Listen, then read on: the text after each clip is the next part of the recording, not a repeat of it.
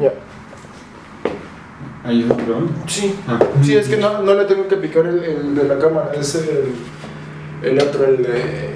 ¿Cómo se llama? Ah.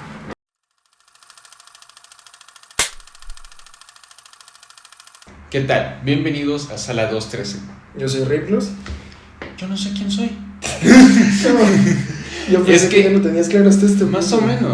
menos, la verdad. O sea, la otra vez que estábamos hablando de eso, que se me había ocurrido el nombre, el de Nick, como N-Y-C, Ajá. y me agrada. Y hasta que cambio de opinión me lo voy a dejar así. Así que de mientras, hola, soy Nick. Y hoy vamos a hacer un triple feature. Vamos a hablar de 3 películas muy importantes que salieron este mes de julio, que fueron Misión Imposible, Sentencia Mortal Parte 1, Barbie y Oppenheimer. Y vamos a hablar de ellas en el orden en el que las fuimos a ver al cine nosotros. Y la primera fue Misión Imposible, Sentencia Mortal Parte 1. Cuando salimos tú habías dicho que había sido tu favorito de la franquicia, ¿verdad? Sí. Ok. Sí, digo, para contexto vimos primero pues todas las... O sea, nos aventamos prácticamente una semana viendo toda la saga. Mi favorita siempre fue la 2. La 2 ni debería de contar, pero... La 2. A ver, la 1 marca bien el inicio de la saga, todo. La 2, Palomas. Viva Jungwoo, Palomas. Ajá. La 3 era la del copy, vamos a decirle el copycat. La pata de conejo. La 4 era la de Cobalt, ¿no? Rusia, explotemos el Kremlin. Ah, ok, lo de las ojivas. Ajá. De ahí la 5. La primera con Solomon Lane. La 5, ok, Solomon Lane es la de Nación Secreta. Nación Secreta, y luego la 6 es la de... Porque siempre se me olvidan los nombres. Eso va a ser algo recurrente. Fallout. Fallout. O sea, hasta antes de ver Sentencia Mortal, me gustó o sea, lo que podría llamarle el arco de Solomon Lane. Más que nada porque es la primera vez, independientemente que en la 3 se trata de meter al que luego lo suplanta, al agente. Al agente, al que se hace pasar luego por él y todo, pero que es lo opuesto en cuanto a los métodos, de que es más agresivo y la primera solución es matar. Siento que es hasta Lane donde se siente verdaderamente un rival, una antítesis a lo mejor de lo que podría ser Ethan Hunt. Pero ahorita con Dead Reckoning, y ya que meten también y otra vez se me olvidó el nombre, ¿cómo se llama? El que está trabajando para la IA, aunque él piensa que la IA trabaja para él. El malo, no recuerdo cómo se llama.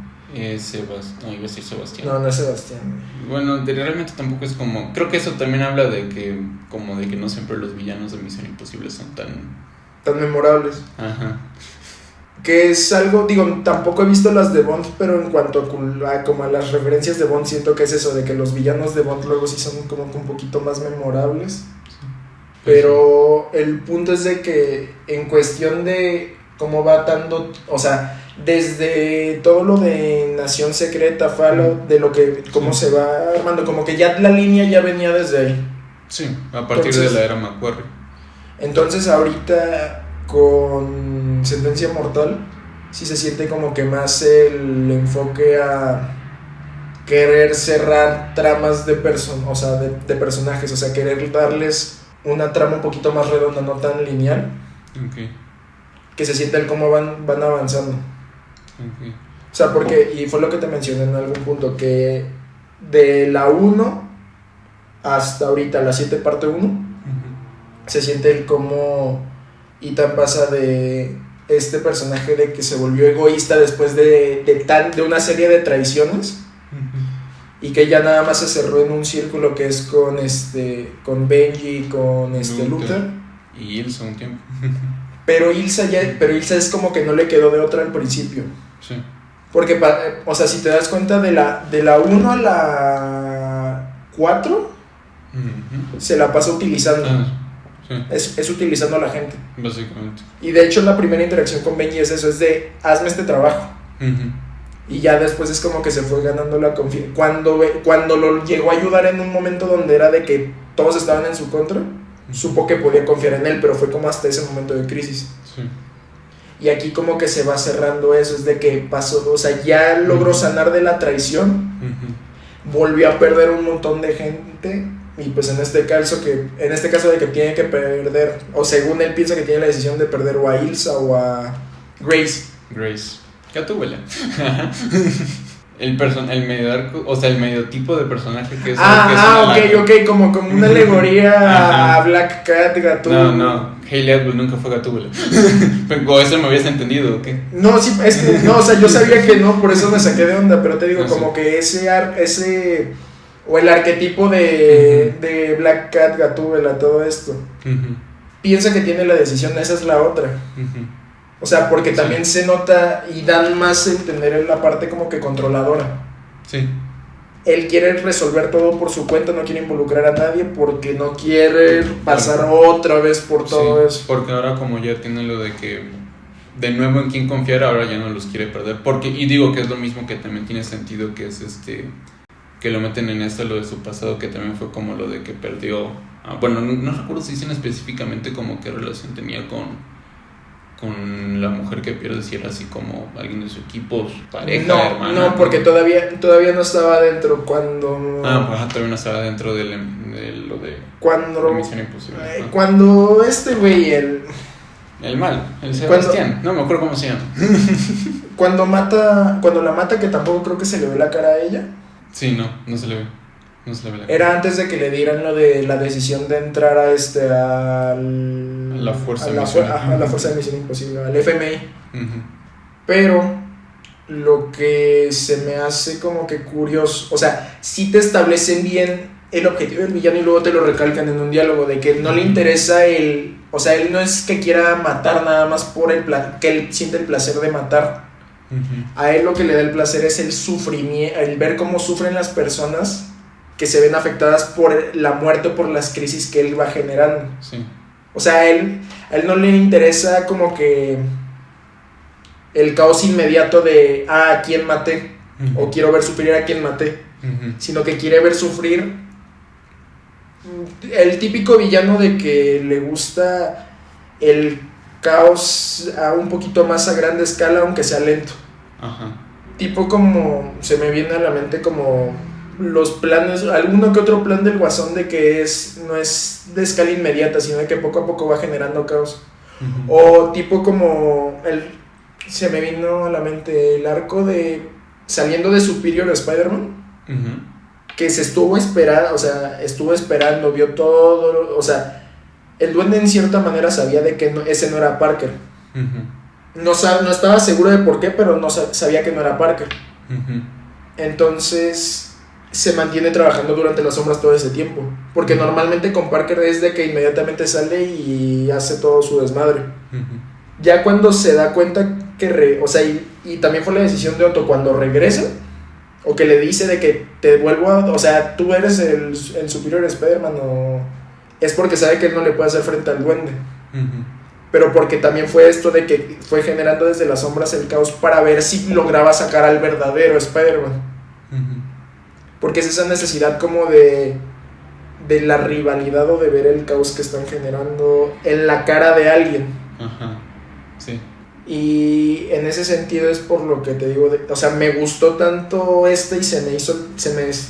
sea, la de Misión Imposible como la favorita de esta saga.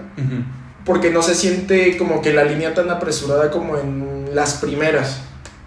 O sea, la línea argumental en las primeras es de punto A a punto B. Y aquí, independientemente de que sea la parte 1, o sea, de que sea una película dividida a la mitad, aunque sí tenga como que cierre de arcos, que en este caso es el arco de la llave, sí se siente como que el cómo los personajes, el cómo la historia en general sí tiene, o sea, sí tiene un cierre, o sea, se siente la historia completa. No sientes de que te metan a un personaje nada más porque es malo o algo así, ni siquiera el de la actriz de Mantis. Paris. que entra, o sea, se pudo haber quedado como Zola. Porque Zola nada más queda como el típico personaje matón desde que salió en la 6 o en la 5 salió Zola. El hermano de la viuda. Ya, de la viuda. Sí, no, sale desde la 6. Desde la 6. El hermano de la viuda. Entra como matón y es lo único. Parecía que le iban a dar un poquito más de desarrollo cuando trata de apelar en el bar de Zola, tú, o sea, hace entrar a tu hermana en razón. Porque si es lo que también te dan a entender desde la primera. Es el más errático, pero es el más emocional. La otra es la más fría y analítica. Pero aquí los dos sucumben al miedo y es como de, no, pues vamos a hacerle caso a este güey. Y se quedan, o sea, pero haciendo que solo quede como el típico matón. Porque la última interacción que hay es cuando lo termina noqueando Ethan sin querer del segundo madrazo con el paracaídas. Pero no. En cambio, Paris es como de. Desde el momento donde pega el golpe Ethan con la barra de metal en el muro, que pensó ella que le iba a pegar, la cara de ella ya te decía cómo había cambiado su percepción de él. Sí. Que es más, ni siquiera era necesario de que. Era Gabriel el nombre. Gabriel. Porque, y esa es la otra, porque habíamos mencionado y que era curioso de que, o sea, ya fuera de que sea su nombre real, que fuera el que ocupaba desde antes, o que fuera una referencia de que él era el emisario del apocalipsis. Sí, es cierto. O sea, hasta el momento donde la llegamos a ver era como que sí mantenía el hype, pero luego, como te dije, la volví a ver. O sea, por una u otra cosa volví a ir al cine a verla. Y, o sea, hay películas de que si tú las vuelves a ver, o sea, la ves y al día siguiente decides volverla a ver, que, o sea, está interesante, empiezas a buscar detalles, no sé qué. Pero en este caso no es si es una película que hace que se sienta en un sentido real, es todo lo de los personajes, pero la narrativa sí es la que sigue siendo muy lineal. Entonces no es como que tengas tanto que estar analizando. Sí, no. Digo, tampoco es la intención de la franquicia ni nada ser como tan complejas, pero de todos modos. O sea, es que también siento que sí, o sea, ya sigue siendo muy. Es que yo pienso que como el fuerte, o lo que hace como más interesante a la saga, es que sí, la trama, por así decirlo, sí es un tanto lineal y así, pero creo que lo que la hace tan como interesante, adictiva y así, son más como los personajes. O sea, es que siento que sí han sabido como darle una evolución a los personajes, en el sentido de que estamos para este punto ya es como si estén como muy bien definidos cómo se relacionan Ethan con los demás, y a pesar de que no son como tan complejos como las dinámicas que tienen y el cómo reaccionan a las cosas que le pasan a los demás, siento que eso es lo que sí está así como que muy bien escrito, y creo que eso es también lo que hizo que igual para mí esta fuera mi favorita de la saga, que ya meten como más claro como la tipo ideología moral, por así decirlo, de Ethan. Lo de, por ejemplo, una de mis escenas favoritas era cuando a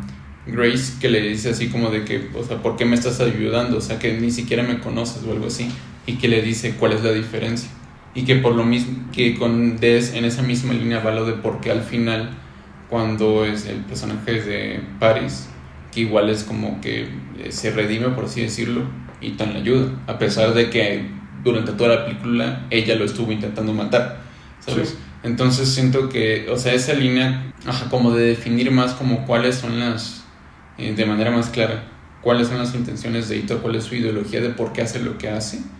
Sí, aquí siento que esa es en la que lo hacen como más evidente, y en la que hacen que como que uno pueda conectar más fácil, porque siento que en esta es en la que mejor lo entiendes a él, por así decirlo, como persona, más que como gente, por así decirlo, ¿sabes? Sí. Entonces, eso es de que como que enfatizaran más como en su aspecto humano, fue lo que hizo que esta fuera mi favorita. Y yo siento que esto lo trataron de hacer desde cuando entró creo que era como asistente del secretario al personaje de Jeremy Renner en Nación Secreta. ¿Por qué? Porque te meten antes de que sepa, o sea, sí te lo meten, y para meter el backstory como de que piensa que la esposa de Ethan había muerto por su culpa. Pero es por lo mismo, te meten a un güey que después de eso se vuelve completamente analítico, el personaje de Jeremy Renner, para que empieces a ver más las decisiones como que más emocionales que toma Ethan y cómo chocan. Entonces sí fue como que un desarrollo como que se fue sintiendo escalado, de que no te aventaron de golpe de repente a Ethan como brújula moral. Porque luego sí llega a chocar un poco, porque vienes acostumbrado como que sí es un modus operandi todo como en las misiones y todo esto, pero ya tiene definida su personalidad, pero no lo ves como un personaje que sea tan emotivo. En cambio aquí sí. A mí me gustó, y a pesar de que la sentí un momento cursi, de que dices de lo de la frase de Grace, en el tren luego se repite otro momento, que es cuando que le pregunta a ella, pues a él llega con el paracaídas, atraviesa un vagón, y luego vuelve a chocar, que es cuando termina golpeando con la espalda y el muro a sola, y que Grace le pregunta que si estaba bien. Y Ethan lo primero que, en lugar de decirle que sí, no, sí estoy bien, ¿y tú? O sea, él dice, tú estás bien, o sea, ¿qué es eso otro? O sea, te dan a entender de que, y siento que es como un presagio a lo mejor como puede terminar la siguiente parte, de que realmente a él no le importa lo que le pase a él ya. Sí, ¿no? Entonces yo quiero llegar a pensar que a lo mejor se va a terminar sacrificando, ahora sí, en la última. Porque hay que ser conscientes, o sea, es en un submarino que está un submarino que se hundió, que presumiblemente está perforado, que el único lugar seguro y quién sabe con qué cantidad mínima de oxígeno es la sala donde está el código de la IA. Y la otra cuestión es lo que se me hizo curioso, y es o sea, cómo las narrativas ahora están girando todo en torno a lo de las IAs y ella como villano. Sí, no, y más, o sea, y también me hace mucho sentido que sea el villano en esta saga en específico, no por el hecho de Misión Imposible, sino por Tom Cruise. Porque él de por sí desde Maverick era como de que él está como... Hay ciertas como metalecturas, por así decirlo, que Maverick es ya estoy viejo, tengo que entrenar a la siguiente generación de stuntsmen, en este caso. Y por ejemplo en esta es literalmente pelear contra la IA, porque por lo que está ocurriendo ahorita, de lo que quieren implementar con uno de la huelga, de que quieren nada más reducir lo que les pagan y el trabajo de los actores metiendo... O sea, no es la primera vez que en una película en la que Tom Cruise nunca ha sido guionista, director ni nada, solamente es de que prota y productor, pero siempre se nota como ¿qué tan involucrado está? Sí, en el proceso, que a pesar de eso sí está bastante involucrado en el proceso creativo y eso. O sea, y siento que sí, o sea, no se me hace coincidencia que sea la segunda película seguida de él, que sí se le puede dar como esa como metalectura como a la situación actual del cine, ¿sabes? A mí se me hacía curioso porque no nada más, o sea, no es nada más en ese medio, sino que hasta en los videojuegos, y que fue lo que te dije, que del videojuego el de Five Nights at Freddy's, Security Breach, salió el DLC. Digo, de por sí ya te habían metido como que desde antes todo con el de realidad virtual, habían metido el como dentro de la narrativa que el villano parecía que la conciencia había trascendido en un código y era parte de ahora de toda una entidad virtual. Pero deconstruyeron todo eso, porque independientemente de que pareciera que el creador no lo dejan que deje descansar a la saga, o él no quiere dejar descansar a la saga, pero es esto de voy a girar en torno, o sea, ya quiero pasar de lo sobrenatural que era de que espíritus de niños y todo esto, a cómo quiero cerrar este arco y ahora pasar a lo que realmente, y a lo mejor por la importancia que está teniendo en el mundo real, a lo sci-fi. Porque metió ahora, es una IA, o sea, alguien creó una IA que va aprendiendo sobre la marcha, o sea, literal el nombre es Mimic, y va replicando los comportamientos del hijo del que lo creó. Eso sale en una novela para que fuera un amigo y que lo pudiera estar cuidando el robot mientras él estaba trabajando. Pero ocurre un accidente, el niño muere y el robot se empieza a comportar como si fuera el hijo.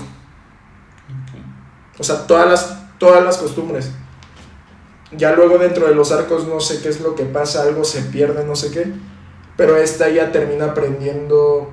Y es la otra y con lo de Misión Imposible, como mientras más alimentas de una base de datos mala o negativa, los resultados van a ser malos o negativos. Uh-huh. Aquí es lo mismo, le dieron tanta libertad, supongamos, de lo del internet, uh-huh. Y que no es la primera vez que lo representan, de que pasa con Ultron. Sí. Pasa con Ultron, lo crean para proteger a la Tierra, que es lo primero que decide, la amenaza más grande. O sea, si no hubiera Vengadores, no habría amenazas de nivel Vengador. Uh-huh. Y igual, ¿sabes qué otra cosa que siento que siempre ha sido como lo que hace especial, por así decirlo, a la saga y que no se ha perdido ahorita? También como de cierta forma como la manufactura, por así decirlo, en el sentido fuera de lo de que el Tom Cruise comprometido a querer matarse en set. Siento que, digo, ya es más sólido a partir de la era de Christopher McQuarrie, pero siento que sí es como, son un gran ejemplo como de cómo mantener ritmo y como de esa forma igual cuestiones como de tensión, por ejemplo en la trama, ¿sabes? O sea, siento que es como el viaje que te hacen pasar o la experiencia que te hace sentir durante la película. Siento que es algo que no es tan fácil de replicar, que se le sale muy bien y que no siento que o sea, siento que es algo que mucha gente no se da cuenta la primera vez, no es algo como tan obvio como para público en general, como ese tipo de cosas, así como de que el qué tan eficientemente te está contando la historia, ¿sabes? Y siento que eso siempre ha sido algo que que están como siendo muy consistentes en el camino con el que te van llevando. Uh-huh. Sí. El único pero que yo sí le tengo, y que fue lo que te dije, es se nota el cambio de cámara, o sea, y no cambio de cámara de toma, sino el cambio de aparato, sí. Uh-huh. En las tomas de las escenas de riesgo. Sí. O en específico la de la moto y del paracaídas. Uh-huh. Que sí me chocó un poco, porque vienes, o sea, no sé si fue la cámara, no sé si fue, o si nada más ahí se les pasó algo de la corrección de color. Uh-huh. Pero pasó de ser un producto ya trabajado para cine a parecer algo, o bueno, mejor dicho, a una película. A esas tomas parecían como si fuera un documental. Que lo limitas o sea, le editas lo menos posible de color, cosas así, para que se note la naturalidad de lo que estás grabando. Sí. Y hasta en el corte cuando voltea a ver a la montaña, es directo nada más el corte o sea, él agarra vuelo. Y en el momento en el que cambia la escena donde se ve el de lateral, que es el plano más amplio, ya, o sea, parecía la escena del detrás de cámaras, nada más, parecía parte del detrás de cámaras, nada más que ya con el monte en CGI para tapar la rampa. Sí, que a pesar de todo se nota el CGI, o sea, a pesar de que es como que sí buscan hacer muchas cosas prácticas, es como que se nota que la montaña era CGI, ¿sabes? O sea, no está tan... No es como que se vea mal, pero sí es como lo noto, ¿sabes? Que eso es también como... que sí estuvo más o menos. Pero, pues yo no le presté tanto... O sea, yo creo que me chocó tanto, lo de la cámara, que no le presté tanta atención al CGI que se trabajó en cuanto a la montaña y todo eso. Uh-huh. O sea, sí se nota un poquito en la escena donde voltea, porque... sí está, a pesar de que sí existen formaciones así reales, pero sí está medio raro la rampa perfecta por encima. Casi. O sea, sí. Porque se ve toda la estructura así rocosas nada más por debajo, pero por encima está recto. O sea, parece más una planicie. Que igual sabes que otra cosa, o sea, no sé qué opinas, pero igual vi que había medio polémica, por así decirlo, con el hecho de que mataran al personaje de Ilsa. Porque decían que era algo así como, no sé si has oído el término de fridge, o sea, literal como de refrigerador, que ese término nació en los cómics por los 90s, precisamente porque al Linterna Verde Kyle Rayner en un cómic le asesinan a su esposa y literalmente el cadáver de la esposa lo mete en el refrigerador y él la encuentra en el refrigerador. Entonces utilizan el término así como de fridge, o sea, de que refrigeran a alguien para cuando referirse así como de que mataron al personaje femenino para darle desarrollo al personaje masculino. Ajá, o sea, de que lo matan y en un momento, o sea, inmediatamente o en cierto momento lo vuelven encuentran el cuerpo. O sea, la evidencia de que murió. No, ajá, y también como el hecho de que matar, o sea, que al final como ese hecho como de que el personaje femenino nada más estuvo para morirse y darle el desarrollo al masculino, ¿sabes? Sí, o sea, esa es como y un tipo pase de batuta al otro. Bueno, sí, ajá. O sea, en ese caso un paseo, ajá, una sucesora, pero ajá. Sí se sintió raro. Sí se sintió raro porque yo no entendí, o sea, independientemente de... O sea, siento que la muerte, o sea, a lo mejor sí la pudieron haber matado, pero se sintió todo muy apresurado, o sea... Un poco. Y desde el momento, o sea, en primera, Gabriel tenía el poder literal de... O sea, Gabriel era un personaje consciente del guión, prácticamente. O sea, Gabriel era un personaje de que podía... Es más, hasta podía haber sacado una hoja en media escena y era el guión y él podía decir de que era código, o sea, de cosas que le había dicho la IA. Pero si no se entiende realmente, es tanto para darle... Y no siento que tanto a Ethan, porque Ethan ya estaba con esa preocupación de que no quería involucrarlos desde que va a buscarle que le habían mandado los sicarios. Fue más para Grace, o sea, pero se sintió raro como el de, es que no podemos tener dos protas femeninas. Más o menos, sí. O sea, que no entendí ni el por qué, o sea, porque hubiera quedado bien interacciones o una operación conjunta entre la experimentada y la que no tenía nada de experiencia. O sea, que igual eso es lo que te digo, o sea, eso fue algo como de lo que ya como que me cayó el 20, o sea, como leyéndole y pensándole en frío. Porque en su momento, precisamente por lo que digo de cómo está, hasta como cómo está montada la escena de entre ir alternando entre la pelea e Ethan tratando de alcanzarle, y la puta música que está cabrón es como de la puta madre, o sea, viendo la película yo estaba de mierda. Que hasta en eso siento que la decisión de Venecia no fue nada más de necesitamos una locación, o sea, ya trabajamos en Italia, ya trabajamos en Roma. Necesitamos otra locación aquí mismo para mantener la continuidad. O sea, y para no tener que viajar a otra locación y hacer otro desmadre. Siento que sí lo utilizaron como recurso de que... Porque a diferencia de cualquier otro lugar donde lo hubieran grabado, el hecho de los canales y de las callejuelas y de los pasillitos tan estrechos, sí daba esa sensación de como de un laberinto. Y de que no podía tener la facilidad y que, o sea, que lo retratan en una escena de cuando brincan tanto él como Grace encima de un bote. Bueno, no sé si se le podría llamar bote. Sí, estaba techado, estaba raro. Sí, da como que esa sensación de desesperación de no sé a dónde ir. Y aparte, para recalcar, la presencia de la IA siento que fue, o sea, lo recalcan ahí, pero siento que fue también como que muy... Preferí los momentos donde su presencia era algo más sutil, algo más literal. Sí. Por ejemplo, cuando que intercepta lo de la comunicación de Benji e Ethan, y que se hace pasar por Ethan, siento que... O sea, no estuvo mal, porque sí, se supone que lo llevó a la encrucijada y todo, pero sentí que tuvo más impacto lo de... podría decirse que el anfitrión es la fiesta en sí misma y que es cuando se ve en las pantallas que era la entidad. Siento que tiene más peso que el que haya interceptado la comunicación, porque ya sabías que podía hacer eso.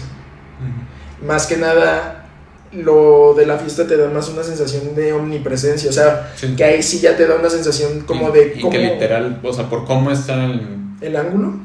Ajá, no, y que por ejemplo ves que es lo de como las tipo pantallas donde se ve como el tipo ojo, literalmente también están puestas como desde arriba en el club, ¿sabes? Sí.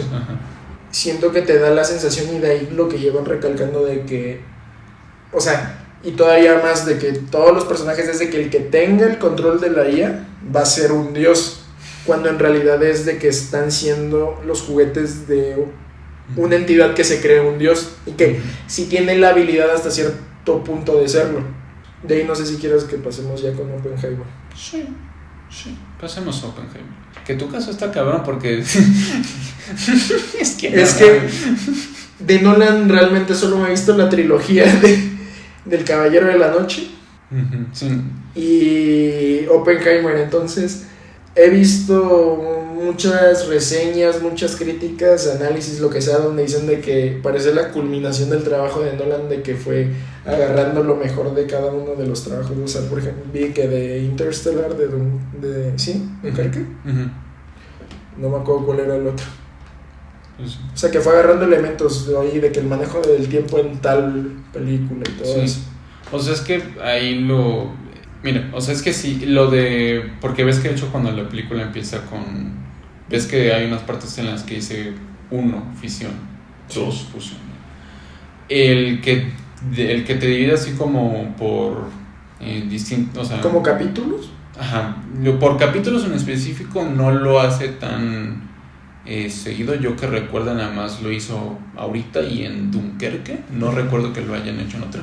Pero el hecho de que vaya así como alternando, yendo de atrás hacia adelante, como en la línea del tiempo de los hechos, no es algo nuevo. O sea, sí es algo que él se ha hecho así como que más de una vez dentro de su propia filmografía. Y en ese sentido supongo que sí es un culmen, en el sentido que es como de los usos más interesantes que hace en esa estructura. O sea, porque digo, también es que también eso es lo curioso de Nolan. Se agarra como historias que serían como historias o conceptos que son relativamente sencillos, o que es como que un pitch que dices en una línea, y luego te hace un cagadero en la estructura de la historia, ¿sabes? O sea, porque, por ejemplo, igual Dunkerque, pues es una historia nada más de rescatar a los soldados de la playa de Dunkerque, pero te lo cuenta así como de que como por 3, digo, esto es medio spoiler para ti, supongo, pero es de que 3 secciones que están pasando, de que una es de tanto tiempo antes, otra es tanto tiempo antes y así, y están cortadas entre eso. O sea, el montaje es de que vas a ir alternando entre las 3 secciones, y a veces vas a notar que sí hay como una intersección entre historias y así, pero sabes, o sea, es como historia simple, pero te voy a hacer un desmadre en la estructura, ¿no? Y siento que esta es una de las, ahorita con Oppenheimer, en cómo su estructura, así como de cómo vamos yendo de atrás hacia adelante una y otra vez. Siento que en esta es en la que encontró la manera en hacerla un poquito más dinámico, o que sacarle un poquito más de provecho al hecho de que estuviera tan fuera de orden la historia, ¿sabes? O sea, entre todo lo del proyecto Manhattan, lo de las audiencias, o sea, tanto que era tanto la de él como la de Strauss. Ajá, la de Strauss. Sí, ¿no? Pero digo, y esto es algo que digo de por sí no es como que tampoco diera la trilogía de Batman diera mucha oportunidad a eso, pero él de por sí nunca se dejaba, o sea, es que él siempre fue como muy cuadrado, ¿sabes? Sí. O sea, ves que ahorita en Oppenheimer había muchas secuencias que eran como de su visualizar de manera literal que cómo sentían o qué pensaban los personajes. O sea, por ejemplo, de Oppenheimer, que nada más se quedaba viendo el puto charco y ir cortando consecuencias literal como de átomos o de explosiones y así. Sí. O por ejemplo, cuando están en las audiencias con el abogado y eso, y que el esposo de Oppenheimer literalmente lo ve desnudo cogiendo con Jade. Todas esas cosas que son como subjetivas, surrealistas, es la primera vez que Nolan lo hace. O sea, él es la primera vez que en toda su pinche carrera que él se permite ser... Ya, a ver, creo que ya te entendí. O sea, normalmente la forma en la que trabaja es muy literal. Sí. O sea, muy literal. Lo que está pasando, no voy a meter en la escena más allá de lo que esté pasando. En cambio, aquí se decidió en trabajar un poquito más de forma más subjetiva. O sea, sí. Independientemente, siento que se nota más, porque a lo mejor todavía lo de cómo ve los átomos y las explosiones y todo eso, o sea, de cómo ve esos fenómenos de la naturaleza, todavía puede pasar desapercibido. Porque no, o sea, no es la primera vez, y te lo dan a entender de que hay muchos físicos, y hasta lo hacen en otros programas y han hecho referencias, por ejemplo, de The Big Bang Theory o Young Sheldon, y eso de que O sea, de que están tan metidos ya en el trabajo, están tan metidos con la física de que es que puedo ver los átomos, puedo ver... O sea, de que en su subconsciente ellos piensan que que lo pueden ver, pero porque es la forma en la que ellos entienden. Casi como si fuera una religión.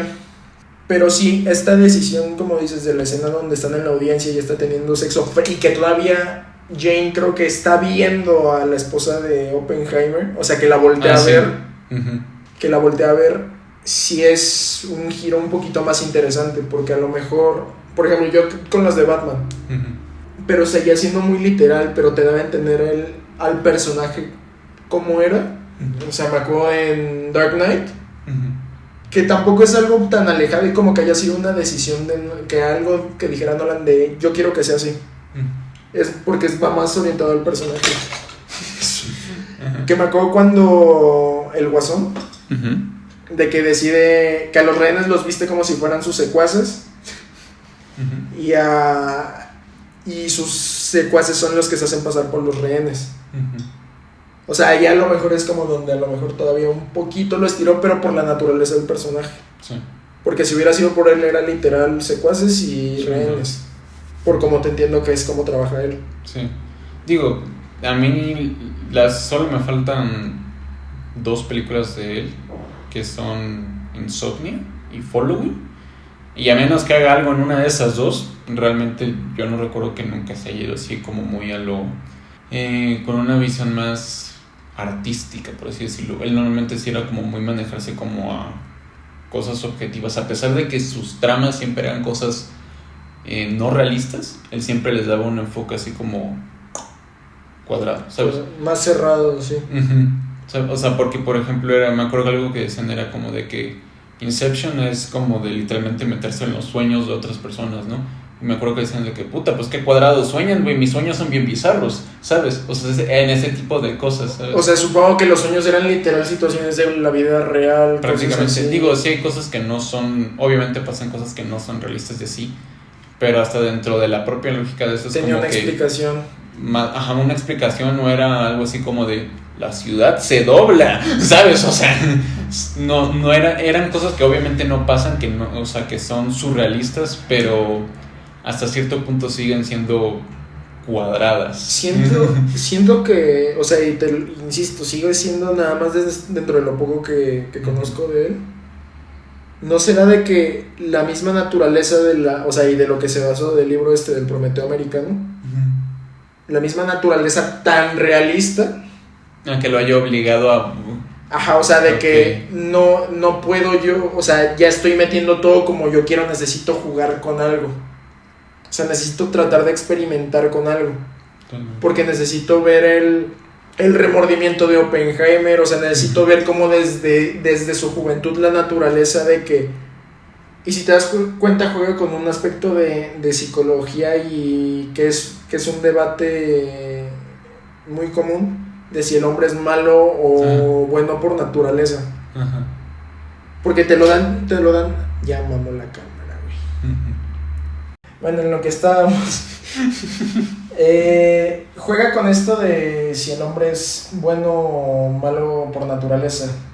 Porque desde el momento en el que está en el laboratorio y que se molesta tanto porque no lo dejó ir a la... Pues es como una masterclass. O sea, lo que ahorita le llamaríamos una masterclass. Sí. O sea, se emperra tanto que la solución más sencilla es de... Voy a matar a este cabrón. Si es que sí, no. O sea, pero es que desde ese momento ya te da a entender el cómo operaba y el cómo pensaba Oppenheimer. O sea, no medía el impacto de sus acciones. Sí. Hasta el momento donde, o sea, que tenía la cabeza fría y se ponía a pensar el cómo podía repercutir, o sea, y no era tanto el cómo podía repercutir a los demás. A él. Es como su primera muestra como de su dilema o de sus tantas contradicciones entre que si egoísta o si realmente se da cuenta de lo que está haciendo, ¿sabes? Se sentía como que todo lo trataba de hacer, digo, y aquí o sea, no sé qué también es, porque realmente ya no estamos hablando de tal como del trabajo de Nolan, estamos hablando de tanto, pues sí es como, sigue siendo un poco el trabajo de él por el guión, porque es como nos lo cuenta, Sí. pero todo fue distracciones que sacó del libro del Prometeo americano. Digo que no sé qué tanto. O sea, es que por ejemplo luego vi de que por ejemplo el nieto de Oppenheimer, que decía que fue como de no me agradó tanto que metieran lo de la manzana porque no estaba confirmado que sí lo haya hecho o no. Y Nolan pues sí decide, sí pasó, güey. Pero lo de la manzana supongo de que alguien lo sacó de, o sea, está en el libro porque Ajá, que no. hay alguien que lo... Ajá, o sea, tengo entendido que fue de que en el libro es algo así como de que dicen que pasó esto, ¿sabes? O sea, creo que es algo así como de que nunca estuvo confirmado realmente si llegó a hacerlo o no. Y aquí sí te lo ponen como... Lo sí único lo que hizo. se me ocurre es de que lo confirmado es le quita la manzana y la bota. No sé. Eso es lo único que se me ocurre como que verdaderamente confirmado. Porque hay 2 testigos y no creo que no se te vaya a quedar marcado de que te ibas a comer una manzana y un cabrón te la arrebata y la tira a la basura. O sea, y todavía más. Es más, vamos a suponerlo así. Capaz si fue real. Uh-huh. ¿Por qué? Te pasa eso, se te hace extraño. ¿Qué es lo primero que haces? Te dicen, tiene un agujero de gusano en la manzana, se le metió un gusano. La ves a primera vista y en el exterior se ve bien, pero se te hace raro, entonces a lo mejor no decides comerla, la cortas. Bueno, aunque en este caso no sé, o sea, aquí yo, hablando de la ignorancia, no sé si el cianuro, porque fue cianuro lo que le puso, ¿no? Sí. ¿Tendrá algún olor? No sé. No soy químico, güey. Pero es que es eso, o sea, sí hay una forma de confirmarlo, pero está muy rebuscada. Me parece que no tiene olor por lo mismo que es medio... Bueno, asumo yo que no tiene olor, porque si no, no creo que lo usarían tan fácil para matar, ¿sabes? O sea... No, pero, o sea, no es... Realmente lo utilizaban no tanto para matar, o sea, lo utilizaban... Ok, creo que sí, tienes razón. Pero bueno. Sí, no, pero creo que, bueno... Sí es cierto, dicen que tiene un olor amargo a almendra. Ok. Sí. Ok, pues bueno. O sea, y más que estamos hablando de que era un químico, el que... Uh-huh. Sí era químico, ¿no? ¿El que era su maestro? Sí. O nada, será Supongo que o sí. era un O sea, físico que ajá, le pues tocó estaban la tarea haciendo- del laboratorista. Sí, supongo. Ajá. Pero eso siguen siendo detalles, aparte, o sea, como filme como tal, Uh-huh. el cómo va jugando con estos aspectos que dices de la subjetividad y el cómo percibe uno u otro personaje, Uh-huh. yo creo que sí se vio y rompió esta línea que llevaba desde hace tiempo, porque se sintió de que, a pesar de que él escribió el guión y todo, pero sintió como que se estaba limitando todavía más. Tal vez. No estoy seguro. Digo, porque también pues Dunkerque también es basada en hechos reales y no lo hizo. E inclusive creo que no. Siento que fue hasta más literal de lo que pudo haber sido. Es su forma de ser Sí. literal. Uh-huh. ¿Por qué? Porque ha de haber ha de haber fragmentos y no nada más. Sí, o sea, todo está basado dentro de la novela. Bueno, insisto, siempre le llamo novela cuando no lo es. Uh-huh. Del libro recopilatorio de Oppenheimer. Uh-huh. Creo que es biográfico, no sé, pero... No sabría cómo llamarle, pero porque debe de haber algún fragmento, o sea, o debe de haber, a lo mejor hubo alguna entrevista, Uh-huh. o a lo mejor hubo algo, no sé, donde está el cómo se sintió su esposa. Uh-huh. Entonces lo que hizo Nolan es de que si ya tengo o sea, necesito recalcar la traición, necesito recalcar el cómo se sintió la esposa de Oppenheimer, lo voy a hacer de la forma más literal que pueda, que es como si ella estuviera viéndolos, Sí. si los hubiera encontrado, nunca los Uh-huh. encontró, Uh-huh. como si fuera, y es como que aspecto también con el que estuvo trabajando toda la historia, Uh-huh. porque es absolutamente todos los que salen se la pasan viviendo en un infierno personal. Sí, sí.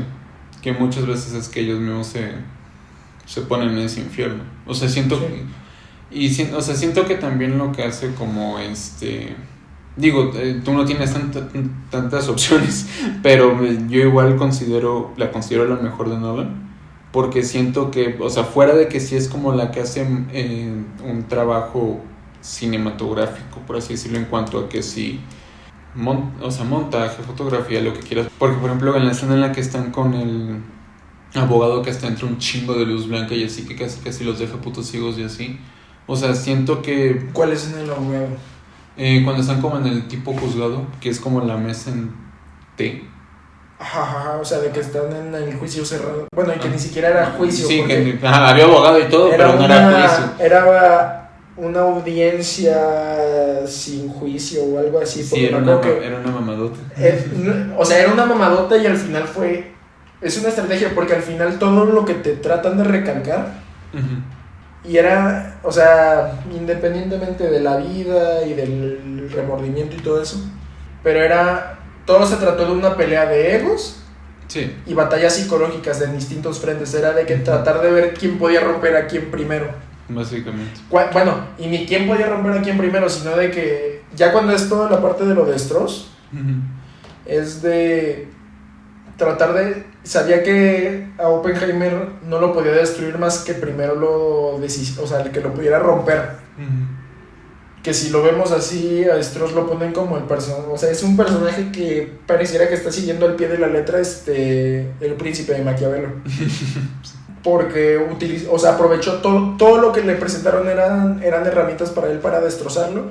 Y al final era una pelea de resistencia porque no iba a haber ni ganador ni perdedor. Sí. Solo era el verlo cansado, el verlo de rodillas. Uh-huh. Y que ni así lo logró. O sea, y todo por lo que... Y te digo, o sea, siento que es más una representación. No sé si aquí influye más el guión de Nolan, porque sí, no creo que los fragmentos sean tan literales. O sea, aquí trato yo supongo también de recalcar por lo que fue percibiendo. O sea, tendría que leer el Prometeo americano como para entender si fue así o no. Uh-huh. Pero trató a lo mejor de recalcar de que Stross era completamente ególatra, porque pensó que, o sea, que todo era por él. O sea, desde el momento de que le dijo algo a Einstein y no me ve a los ojos desde ese momento. Uh-huh. Y el cómo lo cierran de que y lo que le dice no me acuerdo si era su asistente, uh-huh, o si era parte del equipo de abogados. Uh-huh. El Han Solo. Uh-huh. Ajá, bueno, esa referencia yo no la entiendo. Uh-huh. Pero tal vez es porque y no se le ocurrió que estaban hablando de algo más importante que usted, y que es donde el que termina quebrándose verdaderamente es él. Sí. Y luego, o sea, la esposa es como que la que logra superar un poquito más a sus demonios en ese sentido, porque es como de, y entre comillas, o sea, ella quería un escape como que de esta vida de... No sabría cómo ponerlo, porque no era de una cotidianidad, pero ella como que quería estar al lado, pareciera como de alguien importante, en ciertos momentos. O sea, yo nunca entendí, porque lo recalcaron varias veces, yo nunca entendí cuál fue la importancia, porque lo podían decir la primera vez, pero de hacer tanto énfasis de que dejó al marido por Oppenheimer.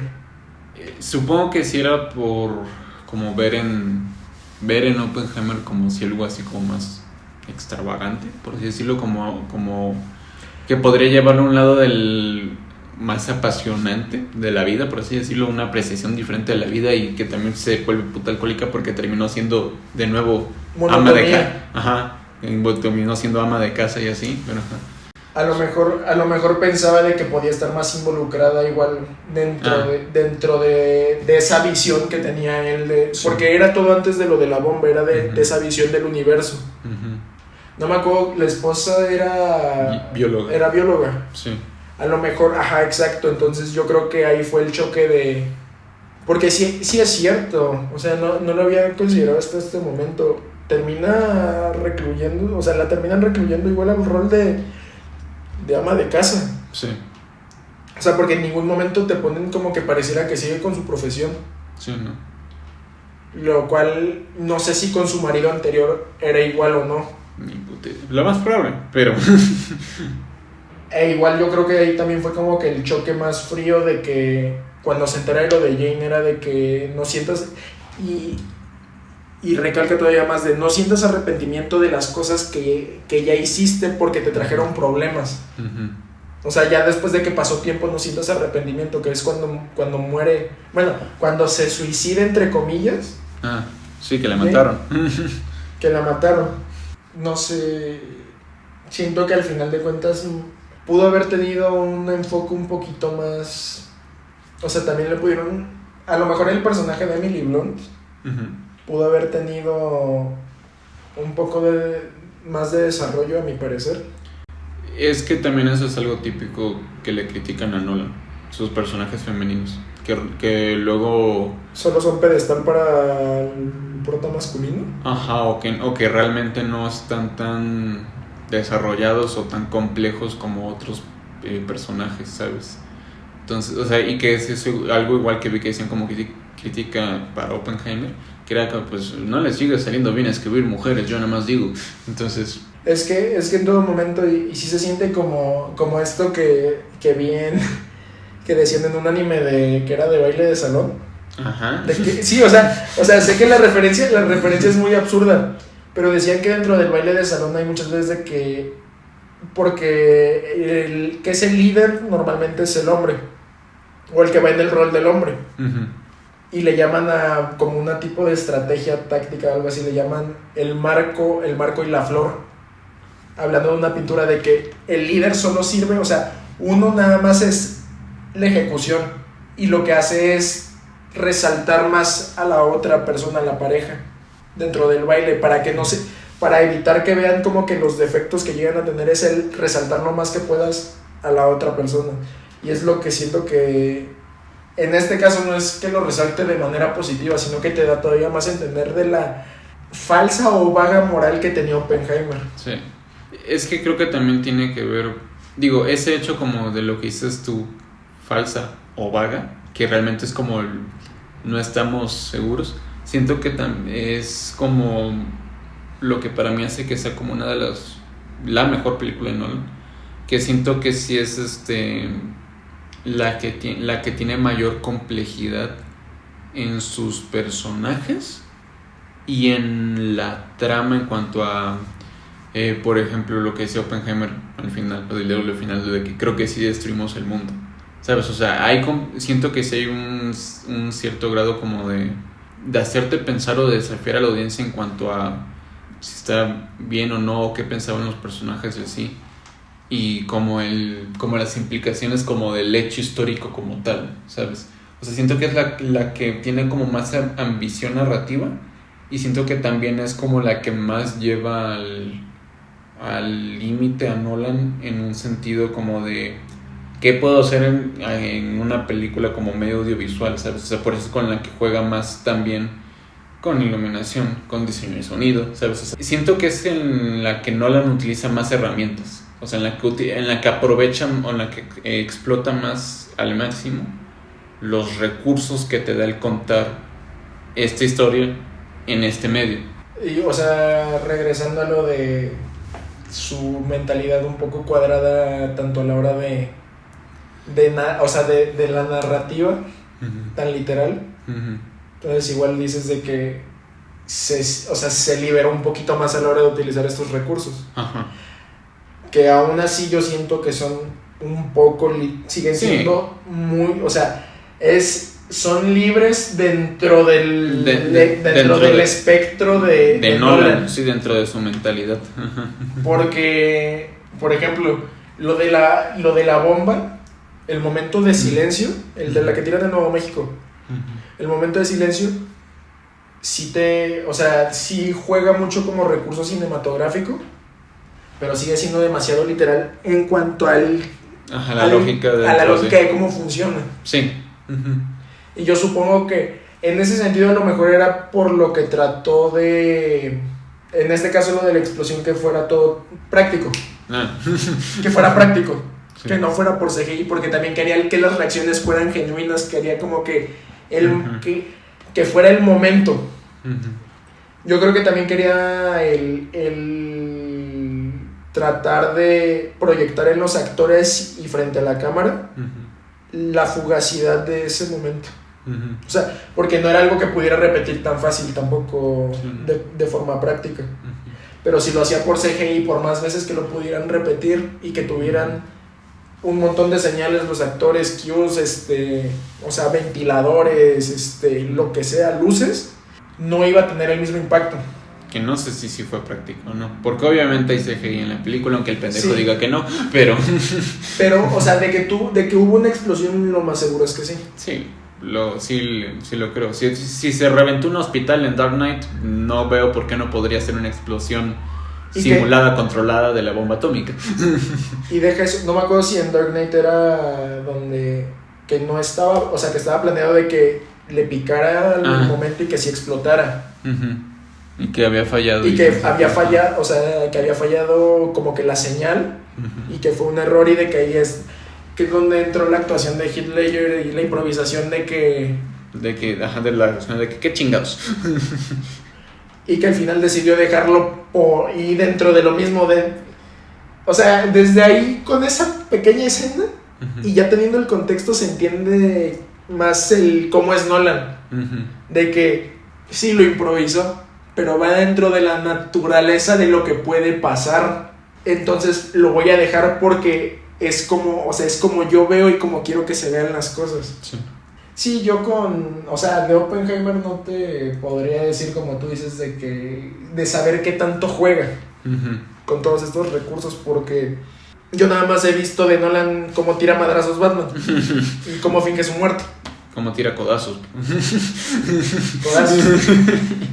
Pues sí, no. O sea, pero bueno, digo, de mientras, creo que sí la considero la mejor de Nolan, a pesar de que también siento que es abrumadora, en el sentido de que son un chingo de personajes y te está inventando un chingo de información constantemente, y luego también que a Nolan le gusta tener que el ritmo de sus películas, aunque sean puro puto diálogo, te está inventando información todo el tiempo.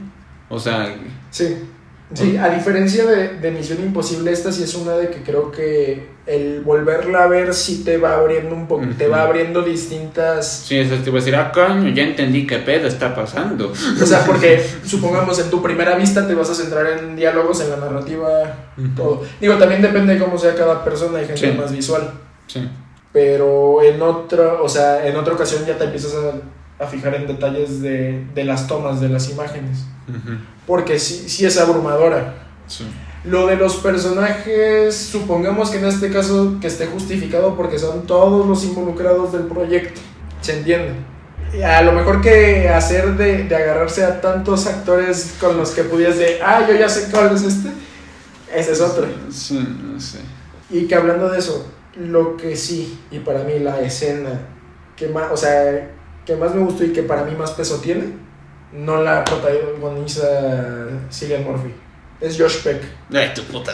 No, te lo estoy diciendo en serio, güey. Te lo estoy diciendo en serio. En el momento del nervio. En el momento del nervio, cuando están activando las cargas de la bomba para soltarla. Que la están, o sea, cargando entre comillas, que le están, no me acuerdo si era de que energía, algo, no me acuerdo, no entendí bien. Sí, exacto. Eso. Pero que le dice, si llega a variar creo que era el voltaje o algo así, si llega a variar el voltaje por un punto, la desactivas. Y nada más cambiaban de escena, se veía todo, pero la tensión que te transmitía Josh Peck en ese momento, mis respetos, o sea, sí te daba la sensación como que fuera, como si estuviera viviendo en ese momento. Y obviamente no puedes decir de que te diera a entender la personalidad porque pues realmente no sé cómo era al científico al que está interpretando. Sí. Lo que sí te da a entender también es como que a Oppenheimer en ese momento de la diferencia de el que está todo nervioso de lo que podría pasar, y el que, o sea, alguien que nada más, que ni siquiera estaba encargado o era el responsable del proyecto, pero el simple de tener una tarea de cualquier cosa que ocurra la desactivo, la tiro, Y mientras que Oppenheimer estaba tranquilo, él nada más esperando el ver si resultaba o no. Porque a él lo que le interesaba en ese momento era de que va a explotar o no. Que igual, algo que no sé si notaste, o que si llegaste a leer, que digo, yo antes de ver la película ya lo había leído, entonces ya iba con la idea de como de fijarme en eso, pero que aún así siento que de manera al menos subconsciente indirecta uno sí lo entiende, es que el que lo dividiera en color y blanco y negro era que porque todo lo que era en color era la experiencia subjetiva de Oppenheimer y lo que era en blanco y negro eran así como los hechos o como lo más objetivo. Y siento que, digo, al principio, o sea, durante buen tramo de la película dije, pues, era como de, pues no está tan obvio, pero ajá. Pero ya cuando empiezan a ver escenas que es como de que te las repiten, por así decirlo, o sea, de que salen 2 veces en blanco y negro y a color, y que si hace como diferencias sutiles, es como de que, ok, sí está jugando con que mientras estamos con lo de blanco y negro, sí va a ser así como la experiencia de cómo la está viviendo Oppenheimer, ¿sabes? Y que de hecho me acuerdo que la primera vez que me causó conflicto así como que dije, o sea, que van a repetir la escena o qué onda, fue porque me acuerdo que en el tráiler, la escena en lo de que a Einstein se le cae el sombrero y eso, estaba en color. Sí. Y la primera vez que la ves en la película es una toma mucho más de lejos y en blanco y negro. Yo sí, la toma más abierta porque aparte era porque como estabas como desde el hombro, por así decirlo, del Strauss. Que ese es otro, o sea, independientemente de objetividad y subjetividad, no sé si también todo sería desde, como para marcar, como dices, de uno era desde toda la experiencia de Oppenheimer, uh-huh. Todo era desde la visión de Strauss de Oppenheimer. Sí, también. Uh-huh. Porque de ahí es cuando pasa la de color y ya es la conversación que verdaderamente tienen. Uh-huh. También me acuerdo de que, porque de hecho toda la secuencia de la audiencia, pues igual la audiencia de Strauss, uh-huh. Era en blanco y negro. Sí, sí. O sea, supongo que sí es como por la dualidad de los dos. También podría ser, pero te digo, cuando yo lo leí era como de que lo subjetivo y lo objetivo, así lo mencionaba él.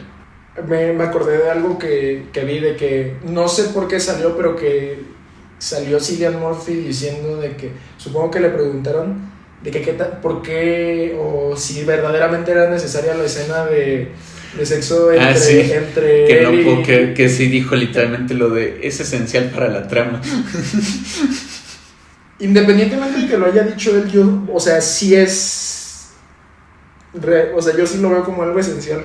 Sí, y también, fuera de lo de sexo, o sea, el hecho de que estén hablando desnudos, o sea, y de que estén desnudos también es como lo metafórico de él exponiéndose y así. Pero creo que no se refirieron tanto a la de ellos hablando desnudos, ni él desnudo en la audiencia.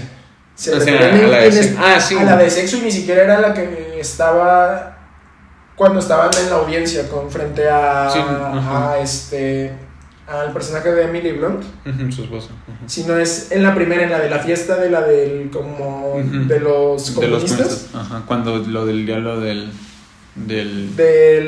libro de, o sea, de que era algo de yo soy, no me acuerdo qué dios era, pero yo soy el destructor de mundos. Y ahora me he convertido en el destructor de mundos.